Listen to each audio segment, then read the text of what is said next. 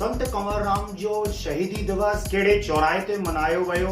उत्तर प्रदेश सिंधी अकादमी जो किथे किथे कार्यक्रम थियणा आहिनि ऐं उत्तर प्रदेश सिंधी अकादमी जी चटाभेटी जो परिणाम कॾहिं अचणो आहे। हिन सां गॾु ई घणेई ख़बरूं हिकु साथ सिंधी समाज सां जुड़ल अॼु तव्हांखे मां ॾेखारींदुसि।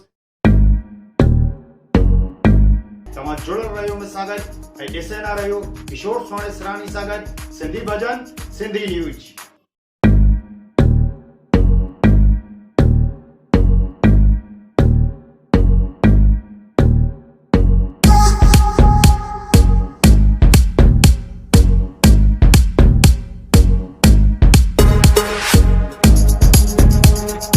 सिंधी भजन सिंधी न्यूज़ ते तव्हांजो स्वागत है। पेश आहिनि सिंधी समाज सां जुड़ल ख़ासि ख़बरूं।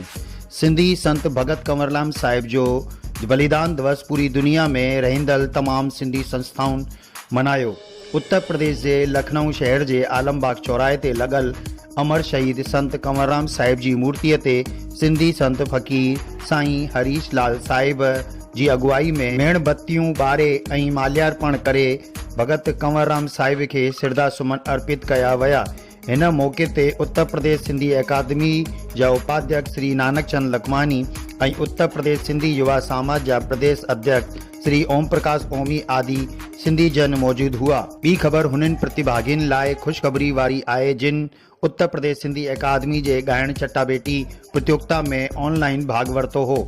हिन प्रतियोगिता जो परिणाम 6 नवंबर 2021 छंछर जे ॾींहुं 3 बजे जूम ते ऑनलाइन घोषित थींदो। हिन प्रतियोगिता में 200 खां मथे प्रतिभागियुनि भाग वरितो हो।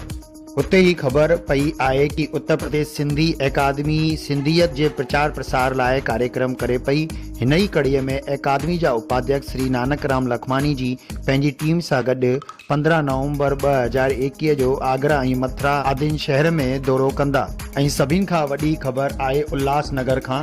रोहिणी सखर जा सतगुरु शहनशाह साईं वसड़ घोट साहिब जी 127वीं वरसी महोत्सव जो समापन 2 नवंबर 2021 जो हाणे जे सती गद्दीदार हजूरी रूप बाबा साईं कालीराम साहिब जी छत्र छाया में थियो। हिन मौके ते देश भर जा नामी गायक कलाकारनि दरवेशनि जी वाणियूं ऐं सूफ़ी कलाम ॻाए करे भक्तिमय माहौल ठाहियो। त कीअं लॻी अॼु जी असांजी हीअ ख़बर ऐं तव्हां पंहिंजे शहर जी बि कोई न्यूज़ कोई ख़बर जेका भी सिंधी कार्यक्रम थियनि था तव्हां मूंखे मोकिले था सघो। ऐं कोई भी अगर तव्हां भजन था गायो गीत था गायो सिंधी में उहो भी तव्हां मूंखे मोकिले था सघो।